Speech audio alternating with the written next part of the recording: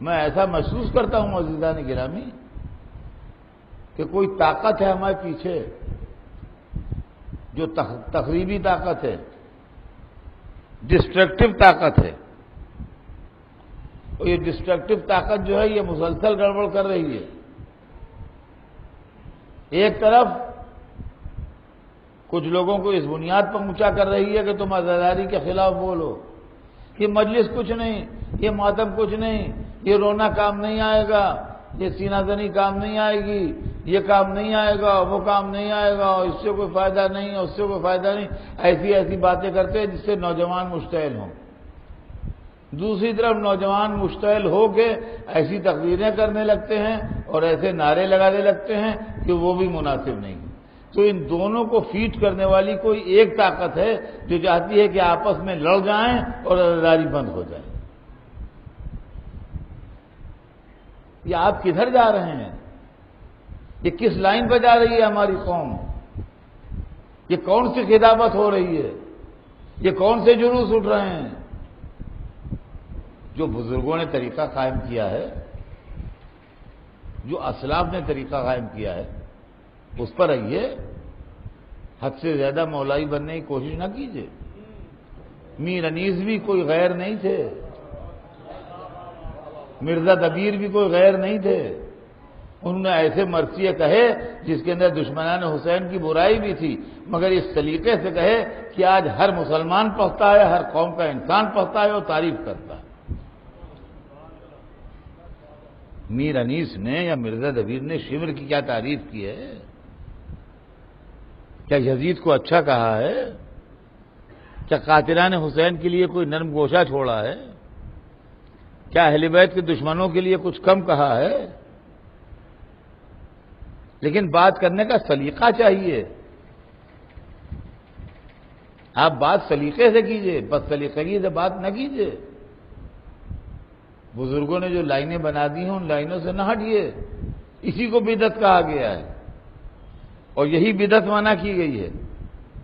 ہم دیکھ رہے ہیں کہ مختلف جگہوں کے اوپر سے پیغام آتے ہیں، شکوے آتے ہیں، شکایتیں آتی ہیں، یہ ہو رہا ہے، وہ ہو رہا ہے، یہاں ایسے نعرے لگا دیے گئے، وہاں ویسے نعرے لگا دیے گئے۔ یہ نوجوان کیوں قابو میں نہیں آتے ہیں صاحب؟ کون ان کو اکساتا ہے؟ اور منع کیجئے، ہاں آپ یہ بات کرتے ہیں، کیسے مومن ہیں آپ، کیسے شیعہ ہیں آپ؟ تو آپ کیسے شیعہ ہیں کہ جو آپ شیعیت کے پیٹ پہ خنجر بھونک رہے ہیں؟ آپ کو نہ اپنی طاقت معلوم ہے، نہ اپنی قوت معلوم ہے، نہ اپنی حیثیت معلوم ہے، نہ اپنی تعداد معلوم ہے، آپ آبے سے باہر ہوئے جا رہے ہیں۔ کون سی بات ہے آخر؟ یہ کیا ہو رہا ہے؟ دوسری طرف اعمال پر وہ زور ہے، عزاداری کچھ نہیں ہے، محرم کچھ نہیں ہے، ماتم کچھ نہیں ہے، مجلس کچھ نہیں ہے، یہ کچھ نہیں ہے، وہ کچھ نہیں۔ ارے واہ، آپ دو دلوں پڑھ کے کیا آ گئے کہ آپ محرمی کے دشمن ہوئے جا رہے ہیں؟ تیسری طرف ایک اور گروہ ہے، 1100 برس سے ہمارے علماء خدمت دین کر رہے ہیں، اپنی پوری زندگیاں خرچ کر دی ہیں، اپنی جانیں دے دی ہیں، اپنی ہستیاں فنا کر دی ہیں،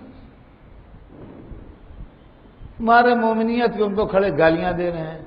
تحفۃ العوام تک قاعدے سے پڑھی نہیں، ان علماء کو جن کی اتنی موٹی موٹی کتابیں تاریخ کے اندر موجود ہیں ان کو گالیاں دینے کے لیے تیار ہیں۔ کون سی لیاقت ہے؟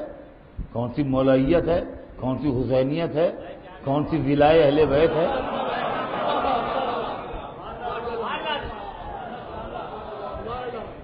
کیا ولایہ اہل بیت کے یہی معنی ہے؟ کیا ولایہ علی کا یہی تقاضا ہے؟